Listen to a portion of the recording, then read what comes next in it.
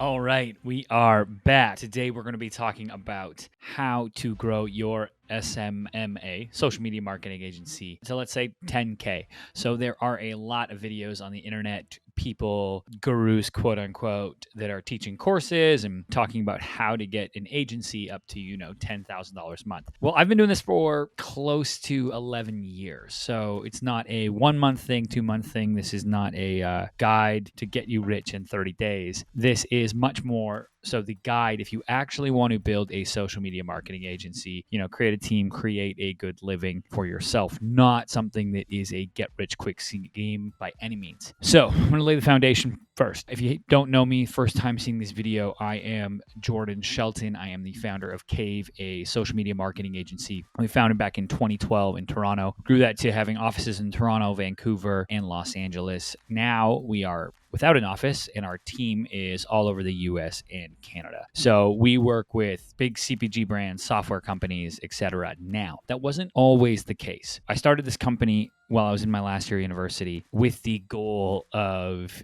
honestly just trying to pay rent. I always said, I'm like, the day I get a $3,000 check, I'm going to lose it. I still try to keep that mentality whenever we get a new client or anything that may happen in that regard, just to really, really cherish those wins. So what I want to do is give you some of the tools and some of the things that have helped me and hopefully can help you if you actually want to start your own social media marketing agency. Now, disclaimer, if you are one of these people who did drop shipping for 6 months and now you want to do social media marketing for 6 months and you think it's a quick way to make money because some guru told you that, next video, skip.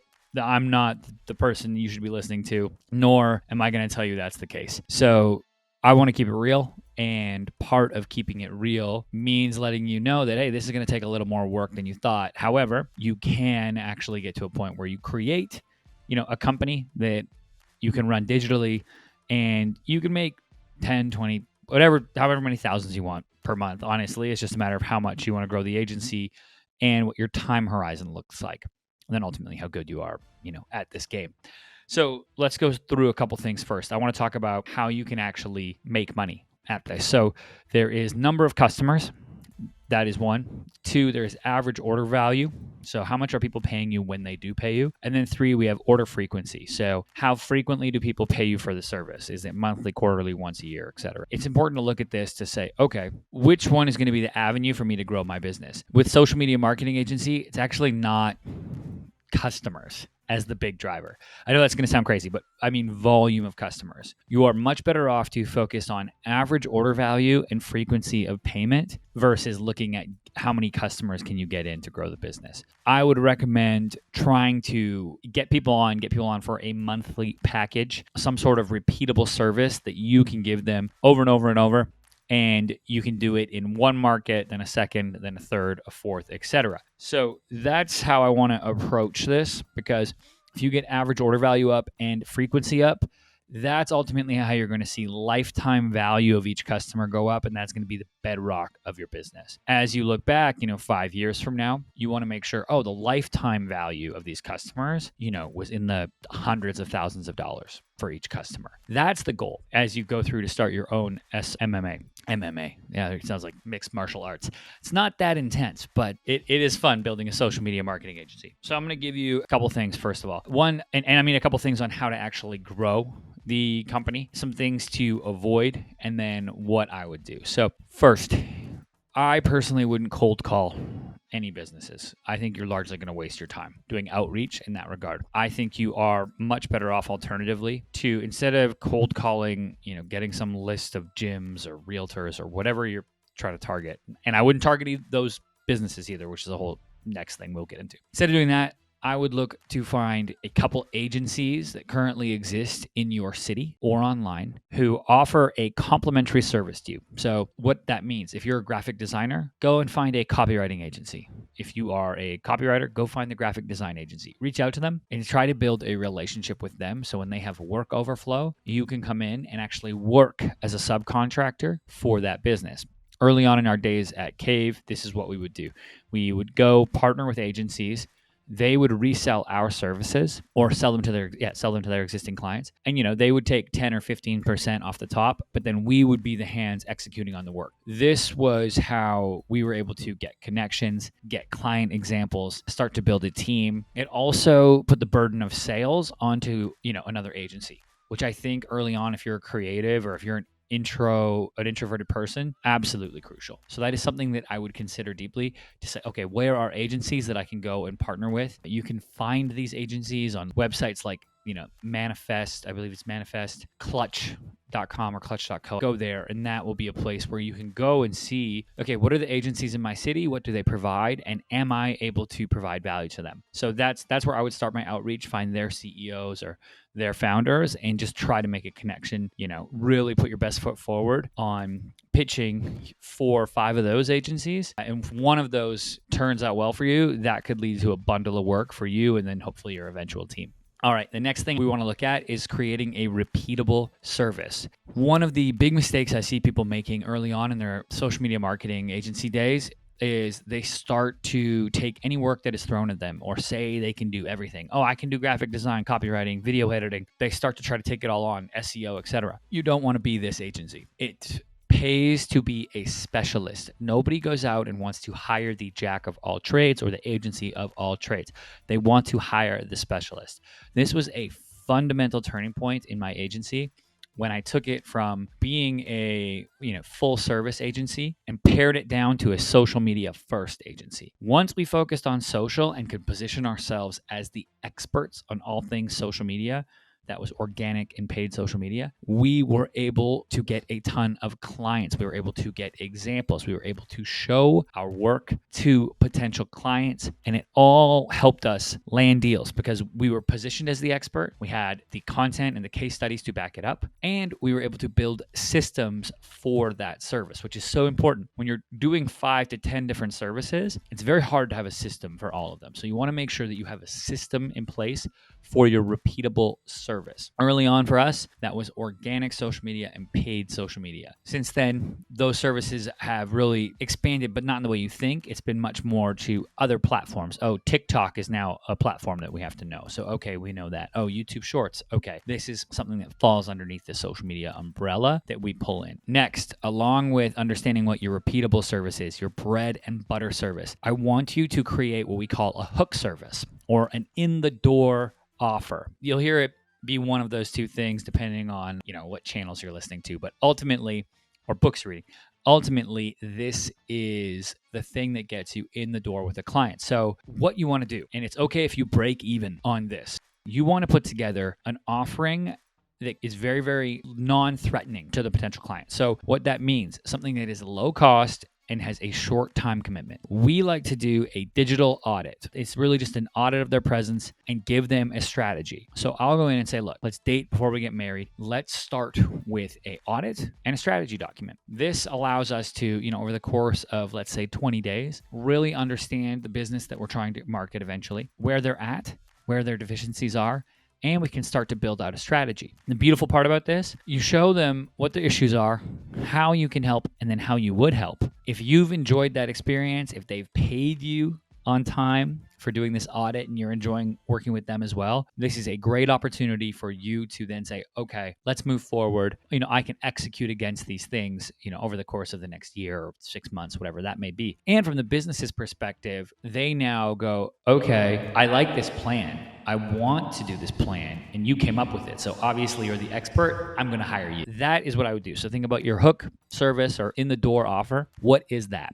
I recommend something like a digital audit and really put some time into it. Don't just run it through some software. Put some time in it. Make sure you're able to present that audit as well. You don't want to just send it as a PDF into the client and then they're inferring what they will with the numbers. You want to be able to walk them through that. So think about that.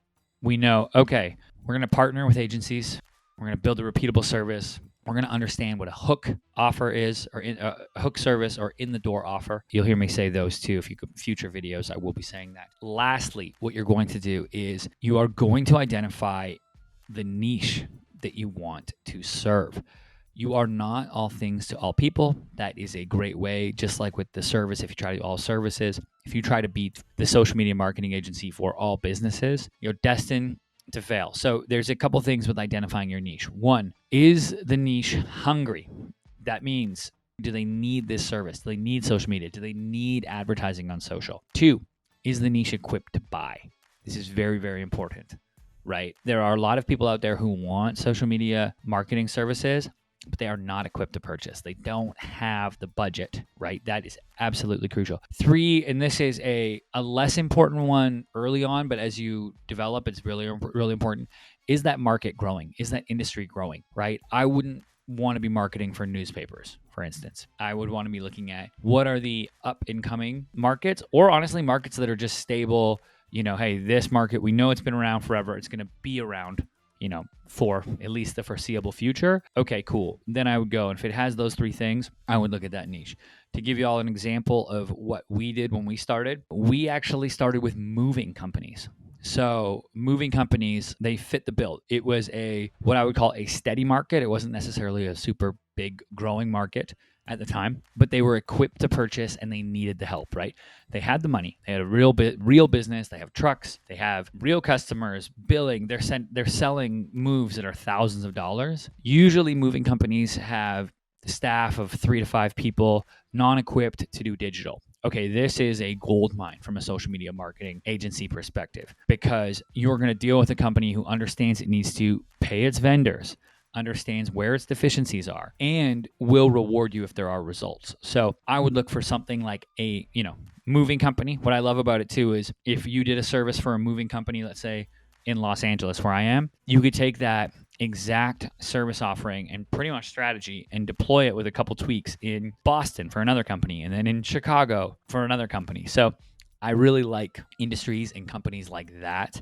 You want to look for those things. You can find the same thing in like mortgage brokers, for instance. It would be really good to go through and understand and be the expert on all things mortgage marketing. You're going to have an opportunity to work with different lenders in each city. Okay, so those are the 4 things to get you started, which we're going to look at: finding a partner, understanding your repeatable service, your hook service or in the door offer, and then really, really developing your niche. Now, if you want to understand how to develop your niche more, I'm going to put a link to a free guide. You don't need to give me your email or anything. That will actually be in the show description, and you can just go through, click, download that field guide.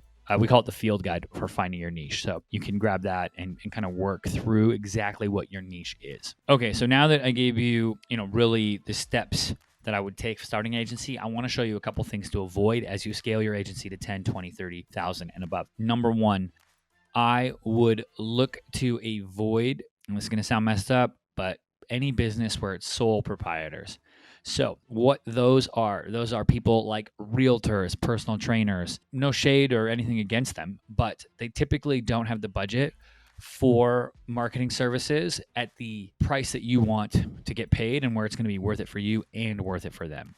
So a lot of people will say, hey, go get realtors. You can help them out for $500 a month. But the effort you're going to put in to get somebody at $500 or $1,000 a month, in my experience, the sole proprietors, they don't stay on for very long. They will stay on for 2-3 months because their businesses are very volatile and seasonal. That actually trickles down into your business. So you don't want to do that. I like to work with more established companies, people who have at least one marketing person in their company. That really helps too, because that business and that CEO and that company, they're going to have budget and they're going to understand that their revenue needs to be deployed as marketing budget, as taxes, as salary to employees, etc. Where I find with sole proprietors, they sometimes see their entire sales as their salary and have a hard time deploying that back into marketing. Now, it's not all of them. I know there's some that are good and people might get mad in the comments or what have you, but ultimately that has been my experience. So I like to look at, okay, how do we make this, how do I go after a niche or companies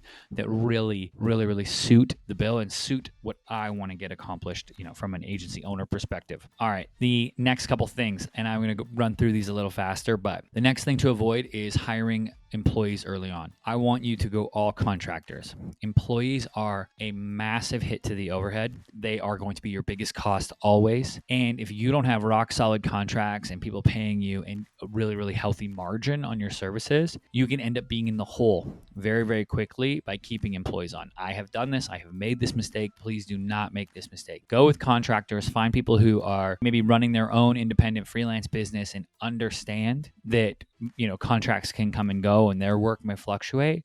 That is going to be a lot easier to scale up early on. Then when you get to a certain point and you've got 5 or 6 clients, whatever that may be, okay, now look at where can you bring in staff, right? You'll feel that point really when you start to outgrow the contractor, when they start becoming more expensive than a full-time employee. Okay, and the last thing I would avoid early on is competing on price. This is going to sound, like, I get it. Early on, you think, I just got to get the deal. I got to get the deal. I got to get money in. But if you compete on price and give discounts and look to be the cheapest option, it is a race to the bottom. Being the cheapest option means you have no margin. So that really impacts your ability to market, to grow, to hire people, to hire contractors. It sets you up, right? Do you want to be the type of business? Do you want to be the dollar store, or do you want to be Lululemon? And I don't know about you, but I want people coming to my business who are willing to spend, have fatter pockets, and aren't going to complain or come at me on little charges or things like that. I just find that positioning yourself in a way, like, don't be afraid to be the best and price accordingly. You don't need to price your services like they're on sale at Target. You can say, okay, I'm going to offer this service and it's going to cost a decent amount, right?